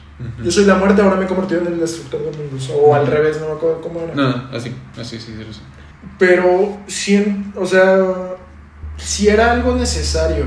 Sí, o sea, sí era un poco raro porque es como de, está medio raro. Fue de eso golpe. No, deja eso, y que, o sea, el propio como el cómo está coreografiada, por así decirlo, de estamos cogiendo mientras estás leyendo el libro, es un poco raro, pero pero sí, supongo que sí me entiendo el punto de que haya sido así. Sí, nada, pero, o sea, lo que no vi es si dijo algo Cillian Murphy de nada más era vital para la trama, porque o si nada más dijo de... No sé, no me metí a leer en específico el artículo, nada más leí el encabezado, lo siento. Pero ahora sí continuamos con Barbie. Exacto, porque digo, no fue decisión nuestra, no cumplimos el Barbenheimer de ver las dos el mismo día, pero sí vimos Barbie. Y yo ya iba con... yo sí iba con el hype, por así decirlo, en el sentido de que Greta Gerwig siempre ha sido como... Digo, nada más hizo antes otras 2 películas, pero es como de que Lady Bird está en mi top 3 de A24 y Little Women es literalmente mis películas favoritas. Entonces sí era así como de que me maman las películas que hace esta cabrona, quiero ver qué pedo va a hacer con Barbie. Que digo, tú igual las habías visto, pero que hasta habías dicho al final cuando escribimos de que habías superado tus expectativas y que no sé qué, pero no. Es que, o sea, realmente de Barbie, o sea, yo sí estaba... Lady Bird, realmente no me acuerdo prácticamente de nada. O sea, me acuerdo que cuando la llegué a ver en algún momento o sea, por el título y, o sea, y como la había empezado o algo así, se me hizo rara, pero terminó creciendo, o sea, creciendo en mí, la terminé viendo y terminé picado hasta que la vi completa, pero no la tengo realmente fresca, o sea, sí tendría que volverla a ver. Y la de Mujercitas, pues la fuimos a ver, igual es de las que más me han gustado, pero Barbie yo no tenía expectativas realmente por el contexto de... O sea, yo venía con la visión como cuando fue la película de Mario, que literalmente es un producto, como yo o sea... Que es un comercial. Un producto con fin de marketing. Sí. Porque yo no sabía todo el proceso que había pasado la película, o sea... Yo estaba seguro que Greta Gerwig iba a hacer un buen trabajo, y más que nada después cuando ya se reveló de cómo iba a ser la trama y todo eso, pues me fue agradando más, pero yo no tenía una expectativa clara de qué iba a llegar a ver. O sea, yo pensaba realmente que sí iba a tener una trama propia todo, pero iba a ser una película que al final de cuentas iba a tratar de aumentar las ventas del producto. O sea, de que sí va a aumentar las ventas del producto, sí. Pero se nota que nunca fue el objetivo de Greta Gerwig. Al contrario. O sea, al contrario, en el sentido de que sí hace hasta una crítica del producto. Sí. Hace una crítica del producto y hasta de la compañía, aunque la compañía haya supervisado la producción. O sea, que lo que yo no sé es de que si no se dieron cuenta, lo permitieron. Sí leí que había cosas que como que querían así como de que, oye, te estás pasando de lanza, pero tampoco creo que sea, o sea, es como la misma que aplicaron digo, yo no los he visto, pero por ejemplo que igual que de los capítulos recientes de Black Mirror, que igual es como que una burla super obvia a Netflix.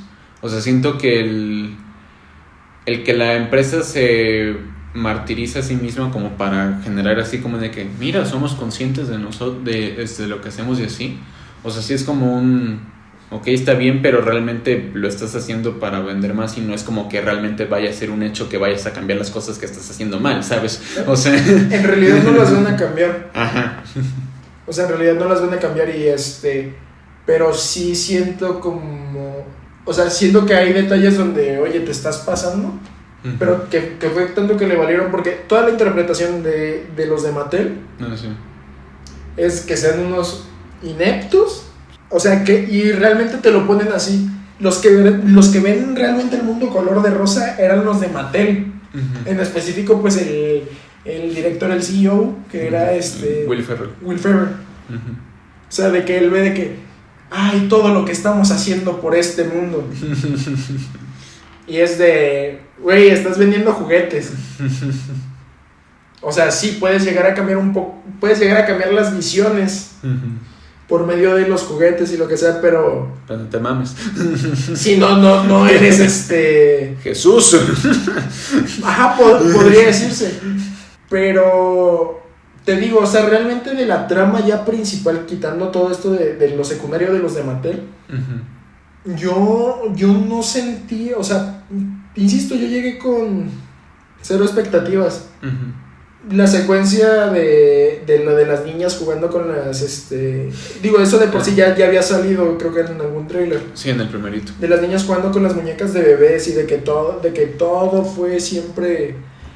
Eso fue interesante, aparte de la historia en cuanto de juguetes, de que sí hubo una época muy marcada donde solo los juguetes, o sea, con lo que jugaban eran de que ser muñecas mamá. Bebés, hacer mamá, la cocinita, cosas así, y de que ya llega una muñeca adulta sí abría un poco más el panorama. Bueno, no un Sí. poco más, abría el panorama. Y ya luego que le fueron empezando a dar más el contexto de que cualquier profesión lo que quisieran hacer era como para concientizar Sí. de que no se cerrara nada más, de que no se cerrara la sociedad nada más en una cosa, sino de que pues a final de cuentas las oportunidades las tenía cualquiera de ser pues lo que quisiera hacer. Ya ahí entramos con lo que critican hasta los personajes dentro de la película, de que los estándares de belleza inalcanzables y todo eso. Y hasta ahorita que lo estoy diciendo es que caí en cuenta. Yo creo que también es por eso tanto énfasis en los productos cancelados. Sí. Porque si te das cuenta, los productos cancelados eran aquellos que rompían en cierta medida paradigmas. Algunos, no todos. Otros eran la de la embarazada estaba creepy, güey. otros eran comic relief. Ajá. Otros eran comic relief. Pero, por ejemplo, o sea, me refiero en el sentido de que los productos cancelados, o sea, a pesar de que lo creepy lo creepy no era que estuviera embarazada, lo creepy era de que cómo de que sacabas al bebé, o sea, pero ya del juguete en sí. Sí. Porque rompían con la línea de Barbie, vamos a ponerlo así. Sí, también. O sea, es de que, ¿cómo va a haber una Barbie embarazada? O sea, no sé si fue como lo que vieron. No, ninguna niña va a querer tener una muñeca embarazada. Fue como lo plantearon.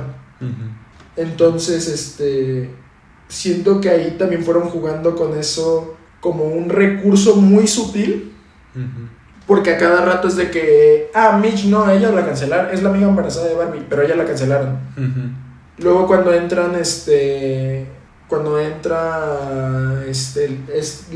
que era en ese momento creo que asistente del director de Mattel, ¿no? Sí, Gloria se llama el personaje. Que entra Gloria con su hija.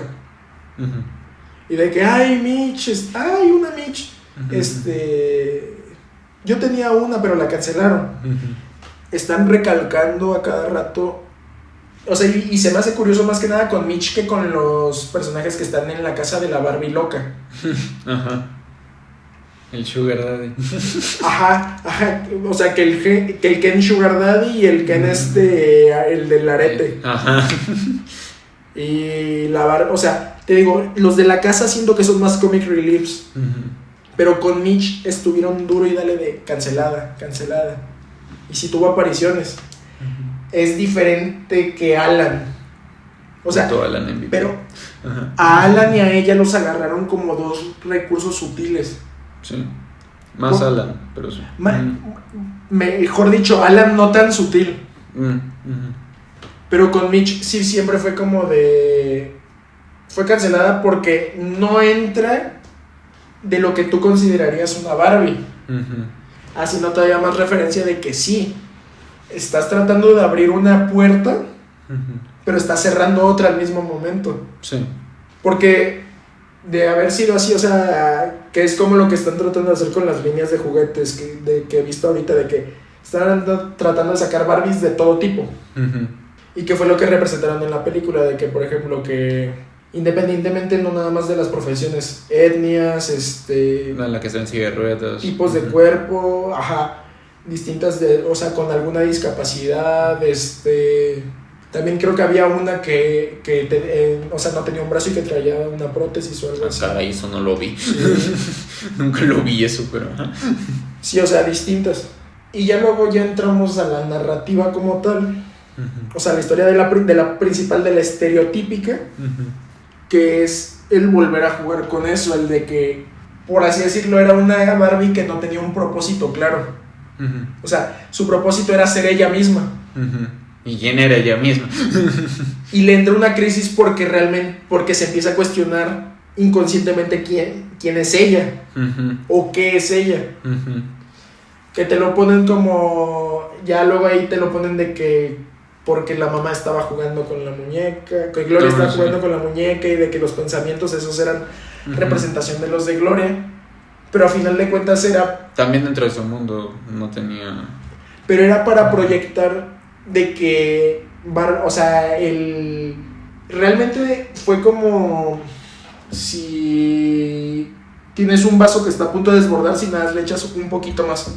Uh-huh. O sea, nada más fue como que el empujón para este camino en el que trata la búsqueda. Fue un tipo de camino del héroe que tuvo Barbie. Es el camino del héroe, básicamente, sí.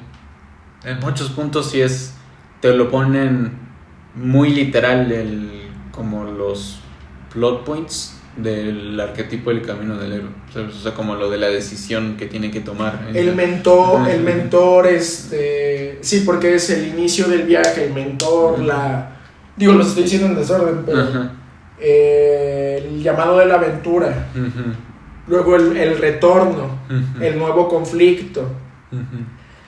De hecho, literal, es el de que el nuevo conflicto, creo que luego alguien era había uno dentro de ciertas interpretaciones del camino del héroe, había uno que era como el del falso héroe, que podría decirse que en este caso sería Ken. Sí. Y todo, o sea, y a todo esto aunado de que el cómo desarrollado de personajes de manera individual es la crítica que se está haciendo a la sociedad. Sí. Que lo que te decía que se me hizo interesante y que lo vi que mencionó alguien en TikTok. Ajá. Es que lo mencionaba porque decía de que ella nunca había visto esa interpretación ni por parte ni de hombres ni de mujeres. O sea, decían de que se estaban centrando también tanto como de que en el aspecto general, que no veían los pequeños detalles. Que por ejemplo, a diferencia de en el mundo real, donde inmediatamente los albañiles llegan y acosan a Barbie, tú podías ver la diferencia en el de las Barbies, de que podía pasar un Ken, que era que los Ken era pues la representación dentro del mundo de Barbie hasta cierta medida de cómo son, de la representación femenina del mundo real, y nunca iba a ser acosado. A lo mucho, o sea, ni siquiera dentro de la lógica de los personajes de, a ver, Ken, ¿cómo era? Bichea un poco para que nos des ánimo. El ánimo se lo daban entre ellas. Sí. Porque y por lo mismo Barbie, de que hay una zona de construcción, necesito un poco de energía femenina positiva. O sea, y que es lo interesante de cómo hasta cierta medida sí, o sea, no había acoso. Sí. No volvían objetos a los Ken. O sea, digo, aquí entramos a la otra parte donde los veían como inútiles. Pues yo iba a decir nada. Sí. Nada, que es otro punto de vista. O sea, ninguno de ellos es bueno. Y ya luego pues tenemos todo el desarrollo de cómo la visión de Ken de querer instaurar todo un nuevo patriarcado. O sea, un patriarcado, porque vio la oportunidad de que según iba a poder ser algo sin necesidad de que Barbie le diera propósito. Sí. Cuando en realidad ni creía en nada de lo que está diciendo. Pero es otro... Ajá. No, es que hay también lo que creo que se me hizo interesante, que siento que sí como que dieron a entender con la historia del Ken, que también de cierta forma como si el patriarcado surgiera como esa necesidad de querer tener control, ¿sabes? O sea, que hasta de cierta forma es como si el patriarcado también es necesito tener control sobre las mujeres, y hasta cierto punto sigo dependiendo de las mujeres, ¿sabes? O sea, en Barbieland era básicamente tú me das valor, y con el patriarcado me da valor que yo te controle, ¿sabes? O sea, siento que más o menos ese es el sentido como pero todavía, y que podría, o sea, en el mundo real, o sea, y no hablando nada de la película en general, podría decirse que es de necesito saber o ejercer poder sobre todo lo demás y todos los demás, en este caso sobre las mujeres, para poder tener una pequeña ilusión de que tengo control sobre mí mismo, porque es realmente dentro de o sea, realmente el buscar control sobre algo o sobre alguien es porque se tiene una incertidumbre sobre el control que se tiene sobre de uno mismo. Sí. Que es lo mismo que lo que decía, pues al final con el arco de Ken, que era es que quién es Ken fuera de Barbie. O sea, que ese dilema como de quién es Ken fuera de Barbie es por lo que yo veo esto, que es como de que primero era como un tratar de satisfacer a Barbie, y ahora era un tomar tu lugar y demostrar que ahora soy mejor que tú y que no sé qué. O sea, siento que pues ahí es donde surge como esa dualidad que es como de el querer... Era como el querer tomar el lugar para tanto como... O sea, lo que te da de entender que él buscaba era de que quiero que veas cómo me la pasé sintiéndome yo todo este tiempo, pero aún así tú me vas a seguir, o sea, en cierta medida tú me sigues dando el valor. A pesar de que yo estoy al mando, tú me das el valor, o sea... Y que no creería realmente nada de eso. Sí. Porque él sabía de que no se estaba dando ningún valor a sí mismo. O sea, y es otro punto de vista que se me hace curioso porque te da de entender, y que muy probablemente es cierto, es como o sea, y ahí lo ponen como la necedad de que es que lo empecé, pero sentí que si me echaba para atrás me iban a ver menos. Sí. O sea, que en ese caso estaban como de que Ken se iba a ver menos hombre por echarse para atrás con la idea del patriarcado. O sea, y de que yo pensaba que era una cosa, sí, pero no resultó que fuera eso, pero no me puedo echar para atrás. No era de caballos, ya no es divertido. Fue más como, en este sentido, como diciendo de que hasta el cómo vuelve frágil a alguien el tener que echarse para atrás en nada más de una ideología y que apenas empezó. De ahí ya donde yo no... Lo único ya que yo no entendí muy bien, y donde sí me chocó un poco, porque te digo, de ahí todo lo demás, o sea, toda la representación, todo... O sea, para mí Barbie se lleva como narrativa, como narrativa y aparte representación o sea, como un espejo de la situación real de la sociedad. Se lo lleva por completo sobre las otras dos películas. Para mí. O sea, más que nada porque, y como te lo dije hace rato, o sea, Barbie es algo más que te hace, o sea, en inmediatez tú ya estás considerando el cómo va representando todo. Sí. Oppenheimer es algo más que te hace reflexionar de la psicología y del poder, o sea, ambas hablan de decisiones, ambas hablan de cómo puedes, o sea, cómo algo puede cambiar de forma fugaz, pero Oppenheimer es más acerca de esta como de la moral, de la moral, el cómo de que puedo sentirme orgulloso de crear algo que puede destruir o en cualquier persona, o sea, es como cuando hacen memes o cuando salen reels de cuando ganas conciencia otra vez de que tienes libre albedrío. Ajá, o sea, podrías hacer cualquier cosa. O lo de los pensamientos intrusivos. Pero otra cosa es de que, porque Oppenheimer durante todo el camino, o sea, en el momento donde sabe que el poder destructivo, no es como que se eche para atrás, es hasta que ya ve el resultado aplicado en Hiroshima y Nagasaki. O sea, hasta qué punto tienes que llegar o hasta qué punto, es hasta que veas las consecuencias. Donde ya vas a ser consciente del poder que puedes ejercer. Pero si es algo, te digo, más como que sales de la película, independientemente del cómo te lo va relatando Nolan y del cómo te va aventando hechos y todo eso, que es más para que reflexiones. O sea, que lo vas entendiendo mejor conforme reflexionas. Y en cambio Barbie es de que lo comprende, o sea, la situación la comprendes al momento. Y la reflexión, o sea, se da una reflexión acerca de lo que viste. Estás reflexionando sobre lo que viste, no reflexionando todavía lo que viste. Pero siento que eso también es porque la cosa es que en Barbie sí es...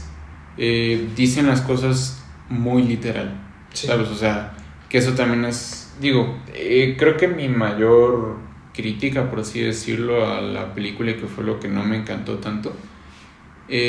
no me molesta que cuando están en lo del Barbieland y eso, que digo, también porque es una comedia, se presta para que sea así como que el absurdo de decir las cosas literalmente, el cómo son y decirlas en voz alta a pesar de que no es algo que como que se diría en una conversación normal, por así decirlo.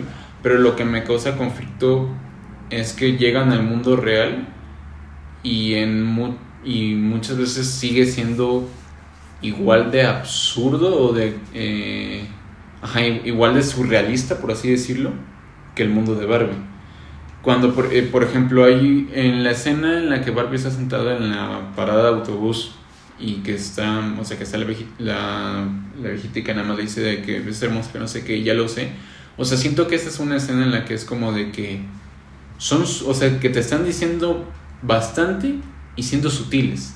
O sea, no me fascina que retraten en el mundo real o como que muchas veces digan de manera tan literal las cosas, porque no siempre es como se da en el mundo real, ¿sabes? O sea, dentro de mi manera de pensar de cómo me gusta que sean las cosas, a mí me gusta más cuando las narrativas son sutiles. O sea, por ejemplo, digamos, en la escena en que los arrestan a Barbie y a Ken, que en la segunda vez le dicen que ahora como tiene más ropa, dice, sí, pero ahora deja más a la imaginación, que no sé qué. O sea, eso es como que, ok, sí, o sea, sí es real que, o sea, que esa es como la lógica detrás del acoso de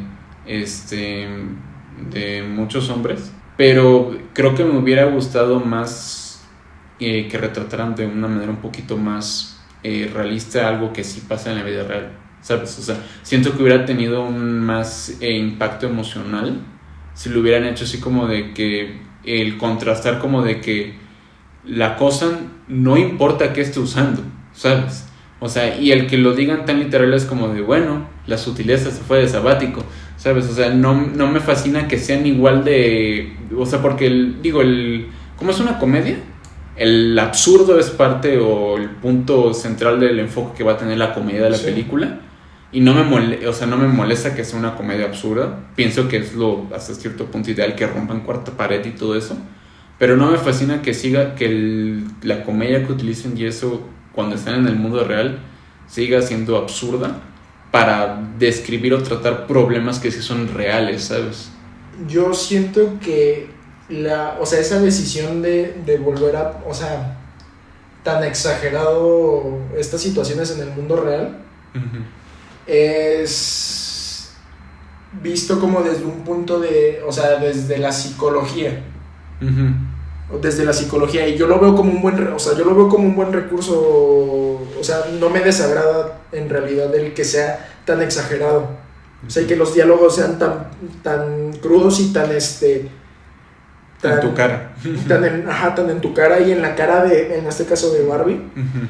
Porque te dan a entender cómo los recibe Barbie en ese momento, porque viene, uh-huh, es como si vienes de un ambiente aislado. Ajá, sí. Vienes de un ambiente aislado y te ves expuesto ahora a una situación completamente distinta. Sí. No te vas a centrar en lo que es similar. Uh-huh. Porque si te das cuenta, cuando es lo de que está sentada en la banca y viendo al parque, uh-huh, y que vea, no me acuerdo si eran niños y niñas. Sí. Que ese es otro momento que te digo que siento, o sea, que nada más, o sea, que está viendo y que está como reaccionando ella como lo que están viviendo todas esas personas de niños, la pareja, el que está llorando solo y así. Siento que ese es otro momento que igual es como que están siendo sutiles, o sea, de cómo está aprendiendo Barbie como la experiencia de cómo es el mundo real, sin decirlo tan en palabras literalmente, ¿sabes? Ahí, independientemente de lo del mundo, ahí yo siento que todavía no aprendían cómo era una persona real. Uh-huh. Ahí era de que empezó a ver en el panorama, porque no sabía el cómo conectar, como le había dicho la Barbie rara, de conectar con la niña con la que estaba jugando. Uh-huh. Entonces empezó a ver todos estos momentos como para meterse en el mood. Uh-huh. Y esa sutileza se da porque era algo que ella estaba buscando. O sea, buscando emociones, a pesar de que no fueran a las que está acostumbrada, y que se está centrando tanto en las que sabe cómo son, tanto en las que no he experimentado, como lo que era hasta ese momento la tristeza y todo esto. Uh-huh. Entonces esta exageración el contraste tan fuerte entre exageración y sutileza, uh-huh, sí siento que se da un buen recurso, porque es como si tú lo estuvieras viendo desde un point of view de Barbie y todo. Okay. Porque es en lo que te vas a estar fijando. Uh-huh. O un ejemplo absurdo, pero nunca has ido al mar, te vas a estar centrando en cómo se mueven las olas, por así decirlo. Uh-huh. Y va a ser en lo único que te vas a fijar. Uh-huh. Entonces yo siento que fue un recurso no tanto por el fin cómico ni bueno, y ni cómico, sino de retratar la crudeza del mundo real, nada más porque sí, o sea, y de una forma tan exagerada, sino de que el cómo lo recibía ella, y ya supongo que podría ser una forma en de que como día a día es el recibir lo mismo. Sí, entonces te digo, no me molesta porque siento que a veces sí es necesario, más con películas que tratan o que intentan como explorar como temas sociales tan pesados. No me molesta tanto que a veces sí sea común, porque a veces sí es necesario de decir las cosas como son para que queden completamente claras cuál es el problema, ¿sabes? Sí. O sea, en ese sentido no me molesta que lo hayan hecho así, pero yo siento que a mí sí me hubiera afectado más emocionalmente, hubiera resonado más conmigo, pero pues esa es por mi forma particular de cómo me gustan que sean las películas, de cómo se cuentan las historias de eso. A mí sí me hubiera gustado más que si fueran, o sea, que se hubieran retratado como de una manera más sutil, por así decirlo, porque también pasa muchas veces que es como hay tipos de violencia que son sutiles que no te das cuenta que son violencia hasta que alguien te lo dice de manera literal, ¿sabes? ¿Cuál sería un ejemplo de eso? Digo, no se me ocurre algo así como una situación en específico, pero luego sí hay situaciones así como de, por ejemplo, de relaciones, como de que el güey controla mucho como de lo que hace. Lo de las microagresiones y todo esto. O sea, ese tipo de cosas es como de que eso no es como algo tan... Es que eso es un tipo de violencia sutil, ¿sabes? O sea, y ese es como el tipo de cosas con las que siento que es como...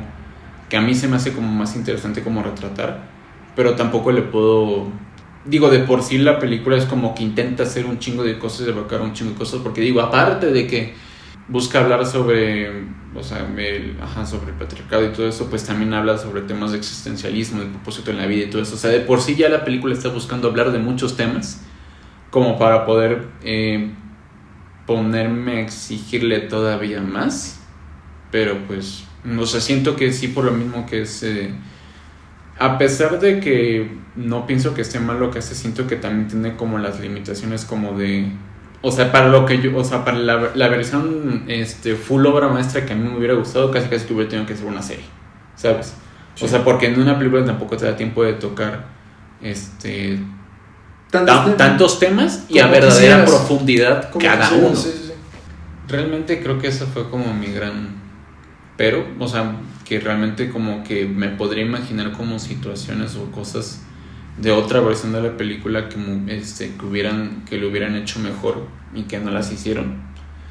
Pero de hecho otra como crítica, por así decirlo, que oí que se me hizo interesante era de por lo mismo que la película es tan densa, por así decirlo, en cuanto a la manera de hablar sobre los temas.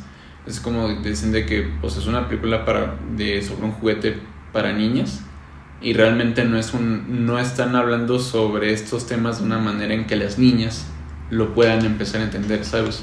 O sea, me acuerdo que es algo que decían como de que, por ejemplo, que es algo que por ejemplo, películas como las de Pixar o Studio Ghibli o así, que llegan a tocar como temas adultos, densos y así, pero de una manera que también sean como digeribles para niños, que hubiera sido interesante que digo, esta es una película con una dirección completamente distinta, que no es una película que no hubiera hecho Greta Gerwig, pero creo que hubiera sido interesante una versión de un universo alterno en la que en la película de Barbie también sirve como para tratar como de explicar este tipo de problemas las personas que compran Barbie realmente, que son niñas, ¿sabes?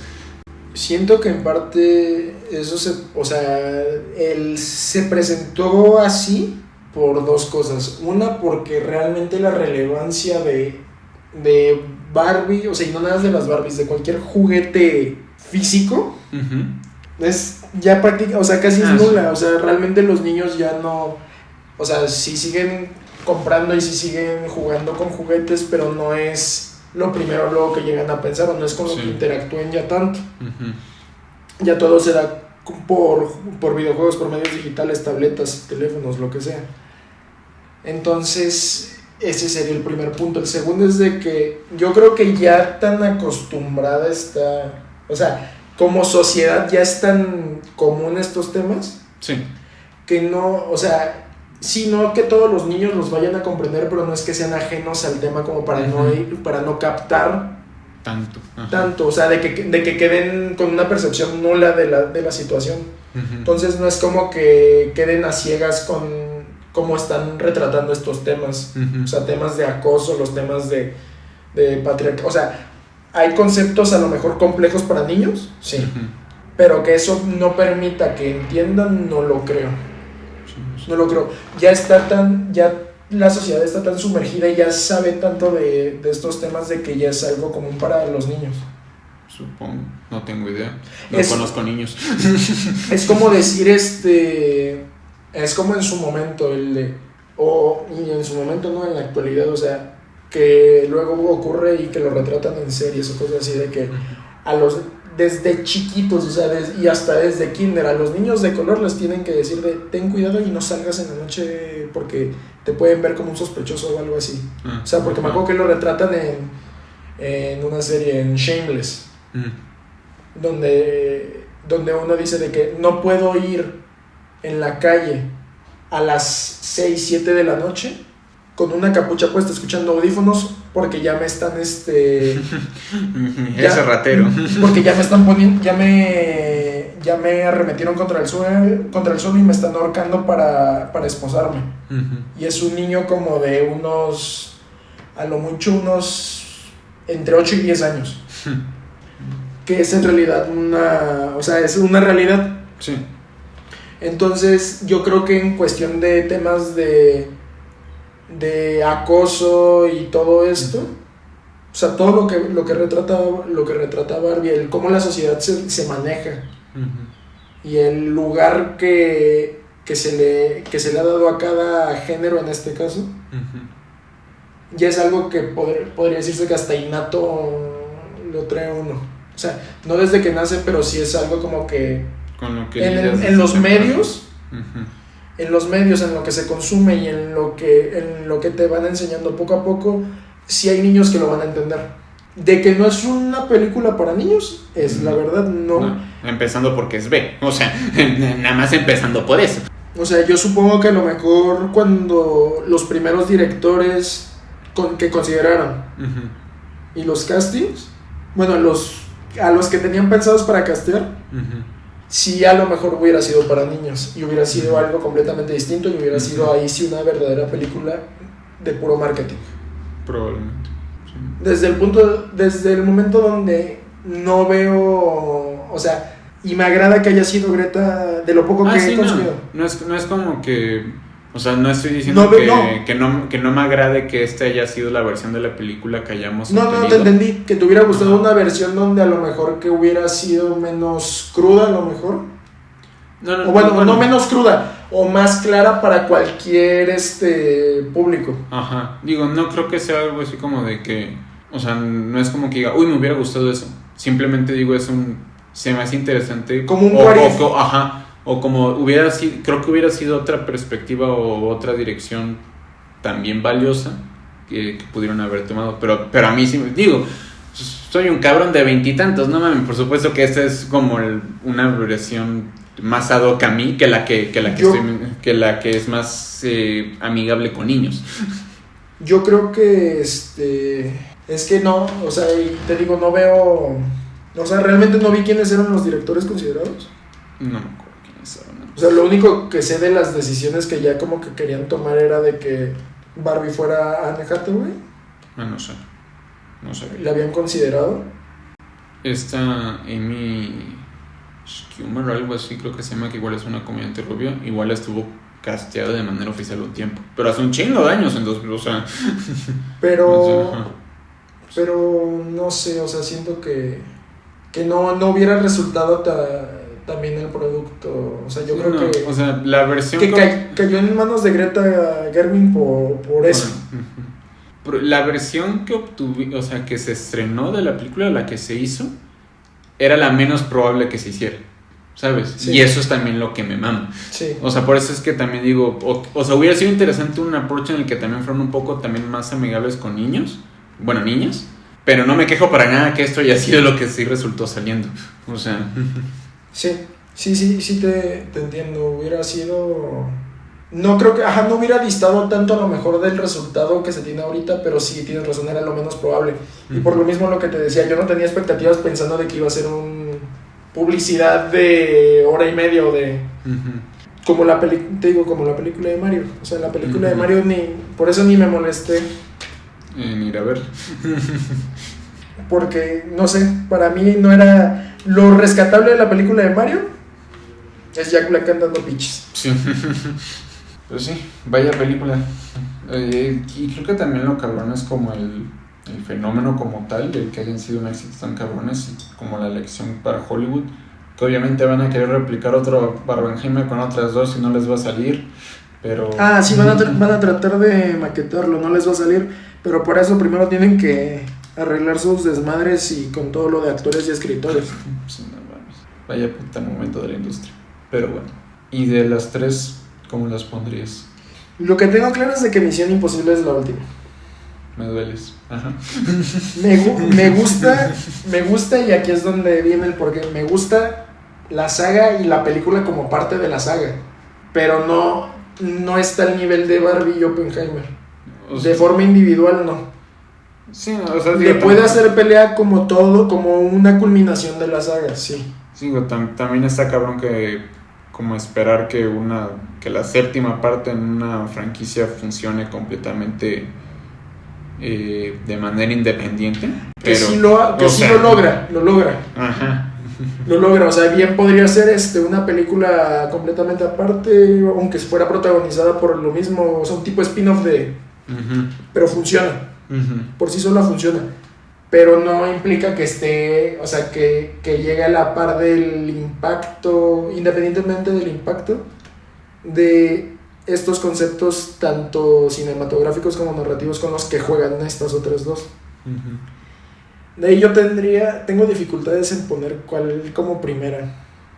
O sea, siento que yo digo que en cuestión narrativa, o sea, la historia está en primer lugar Barbie, y de ahí ya sería Oppenheimer como segundo lugar. En cuestión de todo este juego de recursos cinematográficos y el cómo los va representando y cómo juega ya con los personajes, ya sería Oppenheimer en primer lugar. O sea, para mí ya están las dos en primer lugar en distintos aspectos, pero Misión Imposible sí se queda en tercer lugar. No porque Barbie no tenga recursos cinematográficos, pero no es que sea su foco central, a diferencia de Oppenheimer. De Oppenheimer es por lo mismo, al ser un guión adaptado, tiene que jugar más con estos recursos. O sea, porque tiene que dar la visión de Nolan. En cambio, a pesar de que Barbie sí da la visión también de Greta Gerwig y todo eso, pero la historia trabaja bien sin tener que meter más recursos en este sentido. O sea, por la pura historia. ¿Y para ti? O sea, para mí sí es claro que Oppenheimer en primero. Ok. Porque siento que sí es la que tiene lo que comentamos de como más ambición, por así decirlo, en qué se puede hacer con el formato audiovisual, primera. O sea, y también, o sea, como la complejidad de la historia y todo eso. Y entre que si cuál segundo o tercero sí estoy un poquito más conflictuado. A lo mejor sí pondría Barbie como tipo segunda, pero no por tanto. Porque siento que también algo que como a tomar en cuenta como que hace mejor o no una película es como su impacto cultural. Y siento que eso sí le da mucho a favor a Barbie, que sí es como que es una película importante, pues, sí. ¿Sabes? Y Misión Imposible, pues, no tanto. Ahora, por ejemplo, ¿cuál me hizo sentir, por ejemplo, con Misión Imposible me hizo sentir más cosas? Me divertí, me sentí tenso, me puse más triste, me emocioné y así.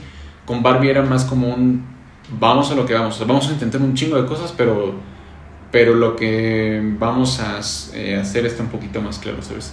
Entonces supongo que sí sería igual tercera Misión Imposible, que me duele. También le está yendo de la verga en taquilla. Puta madre, no me basaba con ser fan de DC, ahora también Misión Imposible, pero bueno. Y Barbie segundo, y Oppenheimer yo creo que primero. Vaya año.